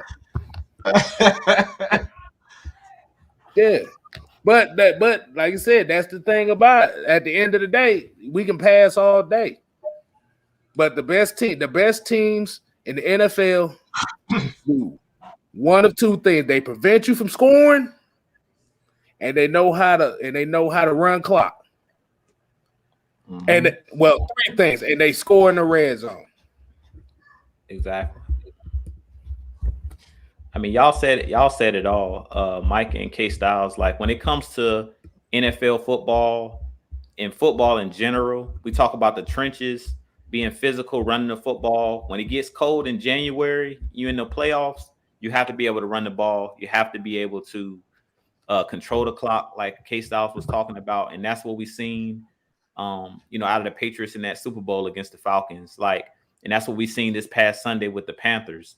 The Panthers had 22 more plays than we had on offense because they were able to run the ball, control the clock. They held the ball for 11 more minutes than we had it. So those are the small, intricate details that people don't look at. And Mike talked about it. Those Colts teams. Early on, Peyton Manning could never get past the New England Patriots. That were the more physical team, the team that would grind it out, would run the football with Corey Dillon, would run the football with Kevin Falk and those guys. And the Colts were a pass-happy team. They were a pass-happy team that was in a dome that wanted to just throw the ball all day. That when the playoffs rolled around, the Patriots were the team that could run the ball, and they were the team that played solid defense. And that's what actually wins in the NFL. Like you said, you do have those anomalies. Like the Falcons in 2016, we should have won that Super Bowl, hands down. Up 28-3. If you stop being cute and you just run the ball and control the clock, the Patriots can't come back. I keep telling people that. Like people always want to talk about how great Tom Brady is. If you control clock and you keep Brady by the Gatorade, he can't score 30 straight points or whatever you can't. So that's the deal. We got cute. As Mike said, we got cute. And we wanted to score 40 instead of just taking the air out of the football. Once we got the lead, all we had to do was play the clock. The Patriots couldn't have came back. So it's basically that's how you win in the NFL. It's balance, but you have to run the ball. If you can't run the ball, whoever said that in the chat, I don't remember who put it up there talking about Kansas City. That's their biggest problem right now. They're not willing to run the football. They're getting cute. All they want to do is pass. So teams now are just falling back into cover 2 or just dropping back, keeping both safeties back and saying we're going to make you beat us by running the ball. And Kansas City is refusing to do it. And that's why Kansas City is struggling. If they go back to the fundamentals and actually run the ball, they will still be a dominant offense. The reason that they're struggling is because they're one-dimensional, just like we were last year when we won 4 games. All they're trying to do is pass. And it's hard to win football games being one-dimensional. You have to be able to do both. You can't be one way. You can't even be run either. You have to be balanced. If you look at the Ravens with Lamar Jackson, that's his biggest problem. Boy, why they keep what's going on, KStylzz? Why they doing you like that? Bro, I told you StreamYard hates me, bro. I got green screen. I'm supposed to be fired. That shit said nope, motherfucker. You better put that shit back up in there. But the thing about we gotta get off this. Hey, look, what I tell StreamYard, you can cut my green screen off, but you ain't cutting me off. That's why. I think that's why I was lagging as hell, because that was my computer telling me, "Hey, dude, you about to cut shit off. Man. You about to cut it off." Hey man, Reese, we appreciate it, man. Go ahead, read that. Yeah, he said, "Did y'all know that to true Atlanta and AFN fans that y'all are celebrities?" Hey, man, we definitely appreciate it, man. I don't consider nobody a damn celebrity, bro, because most of the time folks see us in the street, they don't even know it's us. we went to the open practice. We went to the open practice, boy. Them motherfuckers looking at us like, I know them, niggas, but who are they? I don't think they wasn't. I can't speak for everybody, but they were looking at us like, I don't think I want to approach these guys. Like that's the look. That's the look that I was getting. But hey, man, I don't. Look, at the end of the day, man. Yes, we are absolutely. I'm gonna just say, from my standpoint, I think I can speak for everybody, but we probably look up to you guys, and we thank you guys more than anything, because like I said, man, it's like you guys took the time out to believe us, to believe in us. You take the time out of your day to sit down and watch You know, and even tell your friends about what we do. So at the end of the day, man, y'all the real celebrities. Y'all are the real y'all the real MVPs at the end of the day. Because like I said, we say it all the time, but we're nothing without you guys. Right. Yeah. You said to true Atlanta fans and AFN fans, yeah, we're celebrities, but to the average Falcons fan, we demons to them. We demons to them. Matt Ron sucked, goddamn. What the hell you mean? He needs to go. Exactly. He talking about Matt Ron sucked. Exactly. But like you said, this is the channel, like I said, and you see that's in the chat. We got Saints fans, we got Panthers fans, we get fans about all other teams that come in here and scope us out, man. Like you said, at the end of the day, this is all football conversation. And like I said, and going back to what you were saying about when we was talking about like with cultural changes, like just look at the NFC South tells you everything. Look at Tampa Bay. Well, before Tom Brady got there, Tampa Bay had a top 5 offense, top 10 defense, but they wasn't winning no more than 6 games a year because they kept turning the ball over. Small little intricate details we talk about all the time. They ain't turned the ball over like that last year. They won the Super Bowl. Falcons' problem is our defense ain't been that great. It hasn't matched the offense. You win championships by running the ball and stopping your opponent from scoring touchdowns. That's how you win championships in this league.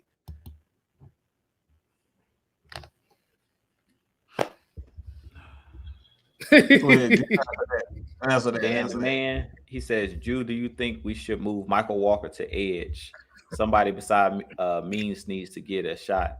I've seen a little bit of Michael Walker out there on the field Sunday, but he wasn't playing the edge. So to be honest, it's all about trust. If Dean Pease doesn't trust you, he's not going to put you out there on the field, and he's basically proven that. So Michael Walker is going to have to prove to Dean Pease that he deserves more playing time, period.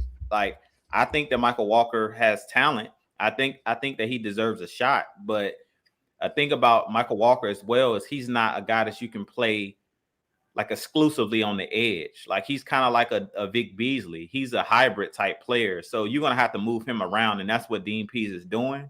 He's not a guy that you can just place out on the edge like Steven Means because he doesn't have the size. But I do think that on certain downs, you can play him on the edge like they're playing Copeland. Like when you're in a 3-4 and you put him out there in a 2-point stance, I definitely think that he should get a shot. But he's going to have to prove on special teams, and he's going to have to prove during the snaps that he gets during practice that, you know, Dean Pease has to trust you. And that's pretty much what he's proven. And he stated that in his press conferences. He has to trust Richie Grant. That's why we won't see a lot of these young guys, because he trusts the veterans. He's going to go with the guys, and you have to be willing to play your role. Like I talked about this numerous times as well with Michael Walker. Like, you can't be out there trying to, make a play. You have to actually be out there doing your job, whatever your job is. You can't let the person beside you down. So if your job is to set the edge, that's what you need to do. Set the edge. You can't jump out of your gap. If you're jumping in and out of gaps and stuff like that, that affects all 11 guys that's on the field or the other 10 guys that's out there on the field with you. So I think that Michael Walker has a chance, and I think he will get a fair opportunity because they've shown if you step up in practice, if you prove to them, you gain their trust, I think that Dean Pease is going to play all of these guys. And he talked about that. If you guys go and look at his presser, where he talked about the secondary, and he said basically because Isaiah Oliver got hurt, he said nobody was going to beat out Isaiah Oliver for that nickel role. But now he said that all of these guys are kind of playing well. So he's mixing and matching. And that's why we've seen Avery Williams. We've seen Jalen Hawkins, getting playing time. We've even seen Richie Grant in the last couple games get some snaps on the defensive side of the ball. So I think Michael Walker will get more playing time. He just has to prove to Dean Pease that not only he understands what his role is on the defense, but he has to prove to Dean Pease that he's going to do his job, and he's not going to actually try to just make a play when he's out there, but he's going to actually do the job he's asked to do on that particular play. Because that's what Dean Pease, he's a stickler for do your job. That's why he was in New England. Do your job. Don't worry about trying to make an interception or jumping into someone else's gap, trying to make a sack. He wants you to do what your job is on that particular play. And he talked about when he came in having players that not only are athletic, but also players that are cerebral and players that are smart and understand the scheme. So I think that's the biggest thing with Michael Walker. I don't think that he's proven to Dean Pease yet that he deserves, that starting role. But I would give him a shot. I mean, I would give him a shot because Steven Means, we know what Steven Means is. ATL, go, hey, sack, yay! That's Steven Means right there.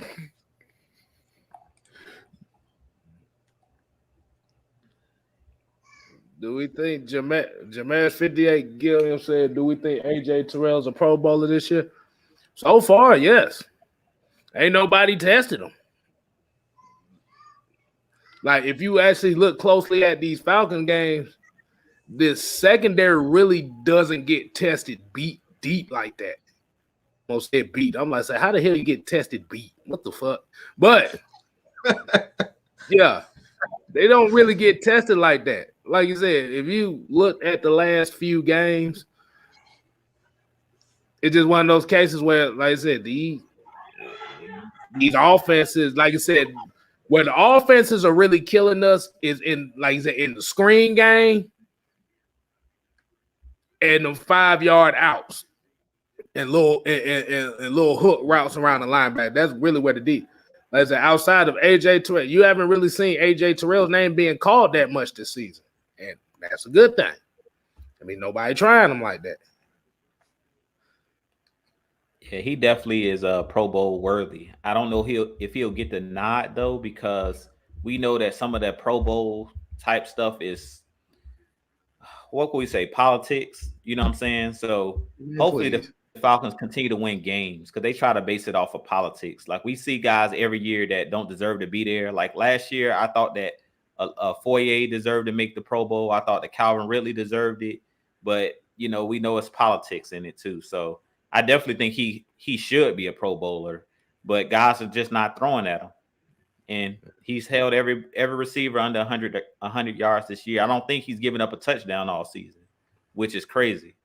So I definitely think he's a Pro Bowler, and he's trending definitely in the right direction. So he definitely deserves it, but I don't know if the politics, if he's going to actually get it, especially depending on what our record turns out being at the end of the season. We make the playoffs or we get close to making the playoffs, maybe, but we know it's a lot of politics involved when it comes to the Pro Bowl and the voting and stuff like that.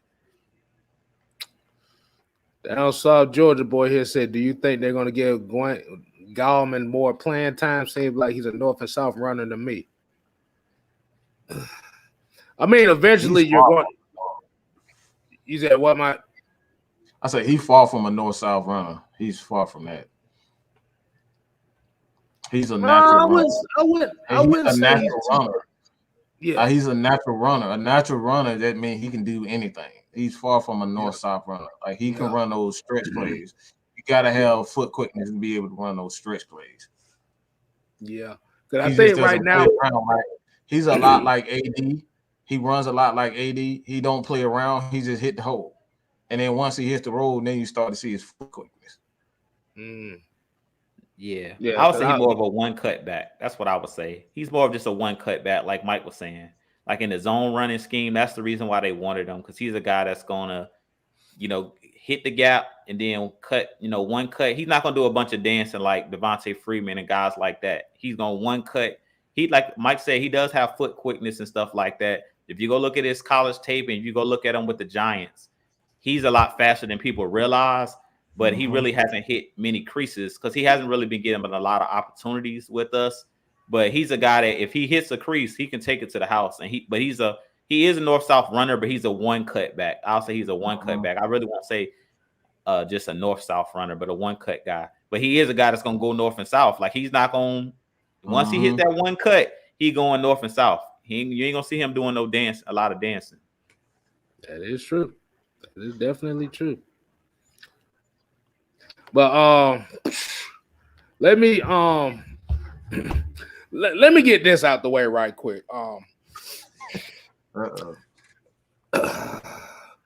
Let's just say I told y'all so that this might have happened again. But apparently the official committee done released playoff rankings for the college football game. Did y'all see did y'all see what they said the initial list was gonna be? Did you see it, Mike? I have not. Guess who they got number 2 right now? Alabama. Yep, Alabama, number 2. Over Cincinnati, who was just number 2. How? Remember, Cincinnati was number 2 going in this week. They talking about they might drop them down to 6. We know how the committee, as I said again, politics.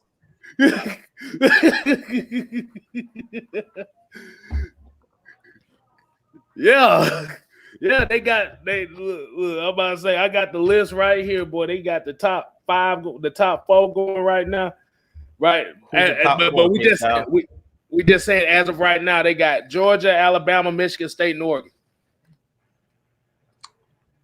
I figured that would happen. I already knew that was going. I say Alabama was going to end up being in the top 3 sometime after losing the test. Now, like they going to be in the top 3 within the next few weeks. They just gonna make sure Alabama in that playoff, boy. They ain't gonna cry. How you lose to Texas Tech and then you turn around and beat number two? Huh? Like how that work?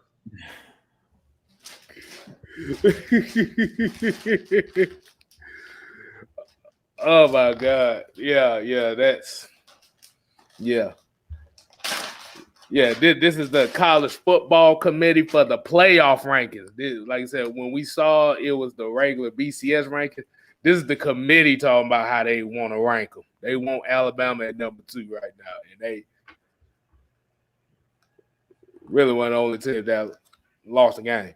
But let's get the closing. All right. We go. I guess that just killed the whole. Like how the hell you lost? Okay, you lost, and you tell me you overtook Cincinnati. Come on, bro. Like let's be real. Stop. Stop. Boy, them dumb NCAA people, boy. Look, man, they some crooks.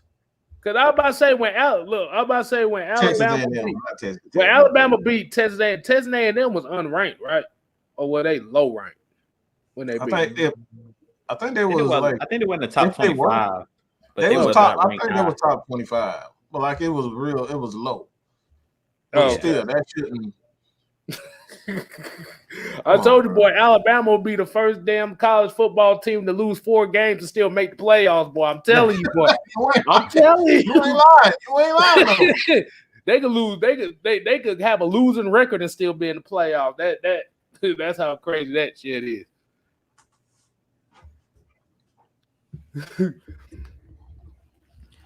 No, Pat Moore said they was unranked. They was unranked. Wow. They was unranked. Oh, they were unranked at the time. Okay. I'm about to say Alabama should be nowhere near sniffing the damn top 10 with that shit. Golly. You lost to an unranked team and then you move up to 2. I told you, boy, they wanted that. I told you they want to see Georgia and Alabama so badly, bro. I'm telling you. No, they just trying to find a way to screw Georgia. That's all that is. No, it's not about screwing Georgia. You got to keep Alabama up there, bro. Everybody loves Alabama. I mean, most of these Alabama fans. Well, I ain't gonna say all of them. I'm just gonna generalize some of the new Alabama. I will say this too. All y'all motherfuckers are not from no Alabama. All right, y'all ain't never been to Alabama. Your family ain't from Alabama, but all y'all, we got some people that from Atlanta. Talk about this some like you don't even know what Alabama looks like. How you gonna be Alabama fans? That's hilarious. That's talk about Alabama. And you probably You probably don't know no history of Alabama, but somehow y'all Alabama fans. But I'm not gonna say nothing. I'm not gonna say nothing whatsoever. I'll just let y'all be Alabama fans. Hey, look, Bubblegum says because of the new math that they teach in school now.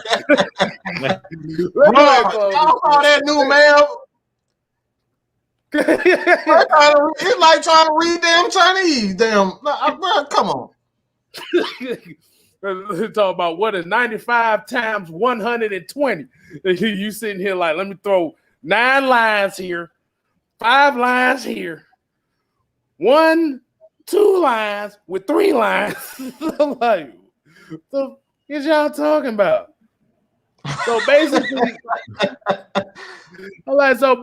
y'all teaching kids the shortcut way on doing math. But we had to goddamn okay. So we gotta carry the 3, we gotta carry the 2. He said, "Man, born and raised on Cleveland, had talk about go Bama." Oh boy! Oh shit! Yeah, I mean, you have to think about it like this. Alabama and Georgia have always been that team where whoever won out of those two, outside of the championship game, whoever usually won out of those two, that championship game, whoever won out of those 2 teams was normally going to make it later on in the bowl game. So that's like the money match. That's like the money matchup. Really, what it is. That's a money matchup. Mm-hmm. I'm a Georgia Tech fan. We ain't nowhere near money matchup, but we pennies matchup right now. But we barely get. we barely. Y'all got one. At least y'all got y'all one. I'll just say that. A lot of people don't know Tech and Georgia got the same amount of national titles. Yes, that's the people don't know that. They don't know that they both got the most national titles. We just sucked for the last few years, and y'all. And I blame the AJC on that one because the AJC hyped Georgia up so much. They shit on Georgia Tech for everything. They're like, "Oh, we don't like your football team, but we want you to do our taxes. We want you to build our buildings, but we don't like." I apologize for all the screaming in the back because the Braves just did something. But yeah, let's go ahead and close it out. Let's go ahead and close it out. I apologize. Hold on. They just hit a home run, I think. Yeah. A 3-run homer by Soler. Yeah. Oh Lord. And they hit it off. They hit it off the pitcher with the ponytail. Mm-hmm. That boy got that ponytail, boy. I guess that ponytail power didn't work for him. Well, you know, I'm gonna shut up. Oh boy. Dan the man said Tech got half a championship. Hey, don't disrespect Tech like that. Hey, look, it said, look. At the end of the day, Tech and Georgia got the same amount of national titles. So you better recognize. We ain't been title contenders since 1990, but we just saying. Mm-hmm. But that lets you know. You ain't gonna find no bandwagon fans on anything over here at AFN, so you better recognize. At the end of the day, I'm not a Tech fan, but I'm a Tech supporter. Gotta support the GA. That's at the end of the day, it's what it's all about, man. You can't be from Alabama and talk about you're a New York Knicks fan. I'm just telling you. Got a lot of that going around. I mean, look, Jew from VA. Jew from VA. All right. Yeah. Come on, man. He from VA. So he come on. That's different. You know what I'm saying? That's different. Hey, look. We got a lot of people. Look. Hey, Tia said, but y'all ass as fuck. Hey, we're gonna find out at the end of the year. I'm still sticking with what I said. If a lot of people don't know what I said, Tech is gonna beat Georgia by 3. I'm sticking with it. Oh man. Hey, look, and if it goes down to where Tech get their ass whooped, You can get your best KStylzz hairline jokes ready for me, and I'm gonna sit here and laugh at it. Because at the end of the day,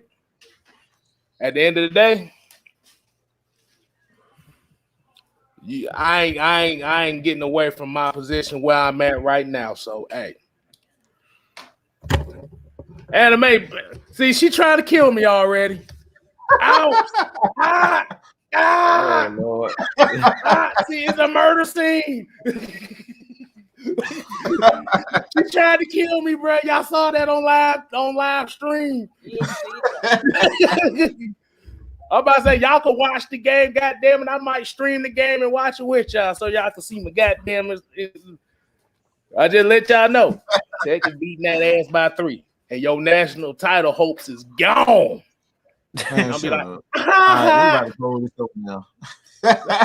go ahead, close the show, man. All right, dude, go ahead. All right. Well, we want to thank y'all for tuning in as always. Like we said, it's hate week. We know we got the Saints on Sunday. Look, in New Orleans, and we know that this team, for whatever reason, plays better on the road. So we're gonna hope that we can keep that mojo going on the road. We can take this show on the road.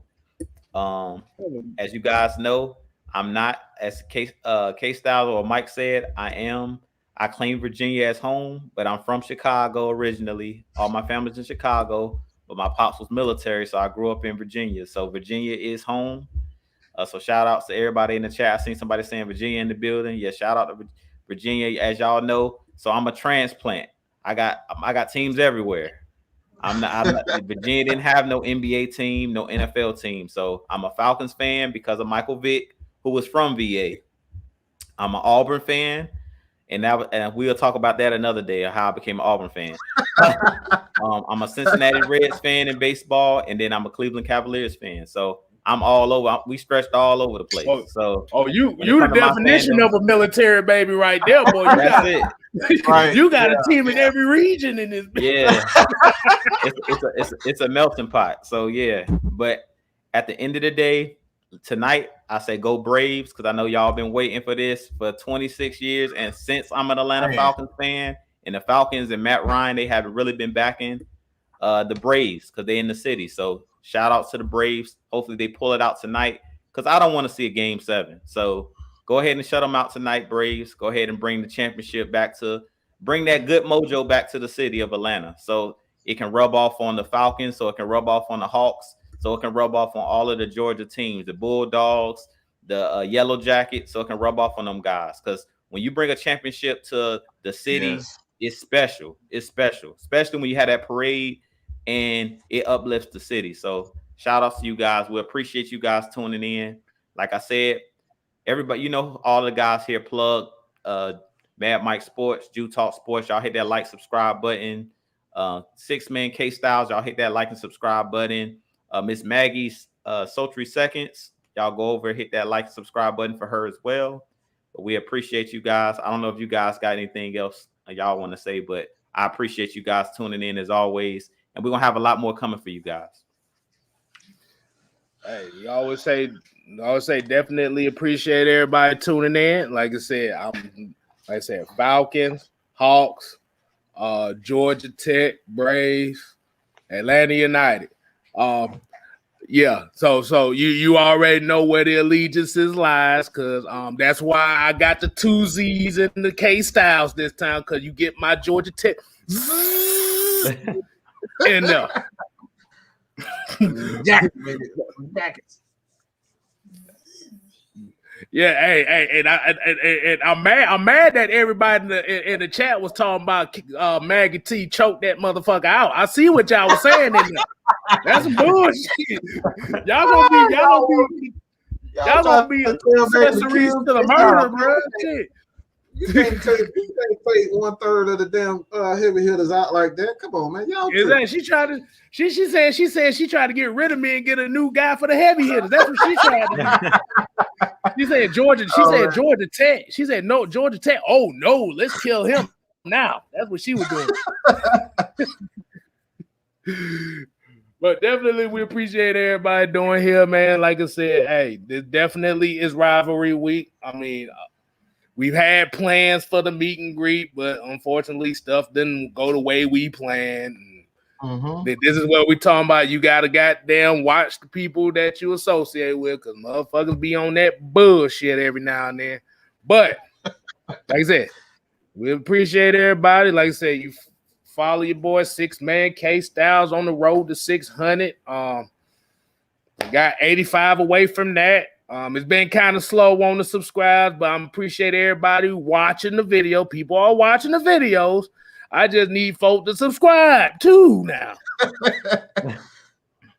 But I think the reason why people don't subscribe is because I'm a Georgia Tech fan. Let's just be honest with you. That's why they don't subscribe. They're like, oh, hell no.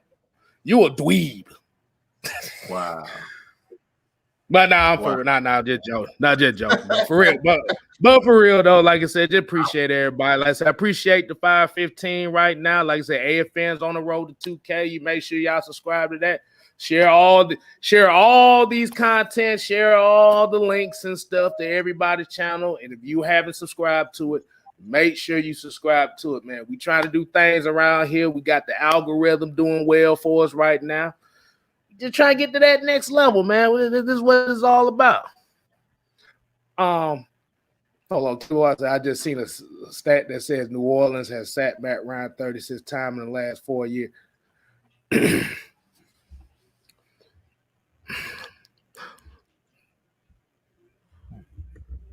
But a mobile quarterback is gonna help that. Wow, a mobile quarterback. Hey. At the end of the day, we got to get better. Thank you, Kimberly, for that. All right. That wonderful. Oh, my goodness. It is going to get better. I mean, it got to get better. Exactly. We're going to get better around here, man. We learning. And like I said, StreamYard doesn't like me because every time I get on here for elongated time, you see this happens back here where you see green. This is some BS. We gotta get this fixed. Go ahead, Mike. That's all I gotta say. ATLAX and from Atlanta to Los Angeles. Said military baby here. I support Atlanta teams because it was the first place I lived that had any teams. Damn. Hey. Yeah, you grew up in Rhode Island or something? Yeah, Wyoming or something. Maine and shit. No, I'm just kidding, bro. I'm just kidding. Hey, appreciate the love, man. Appreciate the love. Hey, at the end of the day, like I said before, you guys have always showed myself, Jew, some love. You show Miss Maggie some love. All right, everybody go ahead and show KStylzz some love. We got to get him to 1K. That is the new goal. I trust me, I appreciate everybody who subscribed to Mad Mike Sports and Atlanta Falcons Nation. But let's do KStylzz this favor. We got to get him to 1K. This man is the glue that keeps this channel going. Mad Mike Sports, AFN, TalkSports, KStylzz, keep it going. He keep pushing us, he keep motivating us with them goofy ass, the goofy ass memes that he be putting on. With the constant jokes all the time. All right. So he keeps everybody going. Let's do him this favor. Head over to 6-man KStylzz. Shut the hell up. I ain't asked you don't talk back. You always gotta talk back. Let somebody do something for you for a chance. Okay? The fuck is you talking about? I heard you talking about shit. I heard that. Motherfucker, I'm sitting here spinning a mouse. What the fuck is you talking about? You heard him, didn't you? You heard what he said. He's about to talk back. Let somebody do something good you for you. Hearing shit. If I said shit, I'll be like, shit. You know how I do. Hey, man. Go ahead. Hey, look. Also get Twisted Torch up there to 1K as well, man. But I was about to say that. God damn, can I talk? Hey, the hell no, motherfucker. You over here starting shit. That's what you.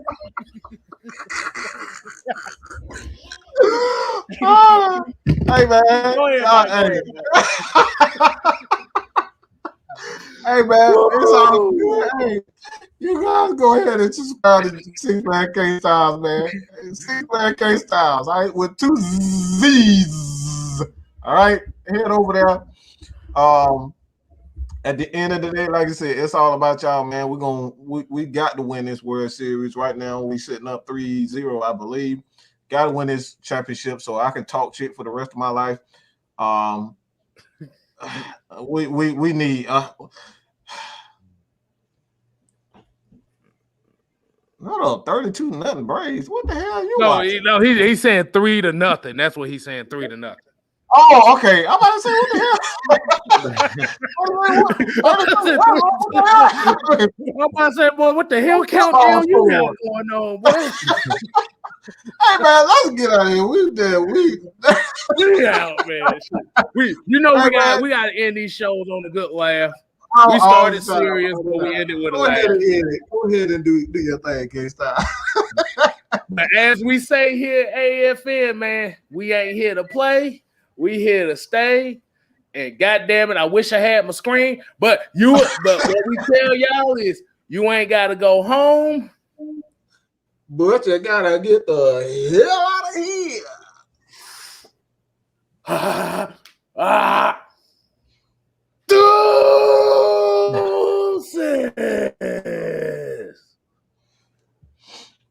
I swear to God, well, I'll tell you, boy, I'm be talking like damn Eartha Kitt around here. I keep saying that shit.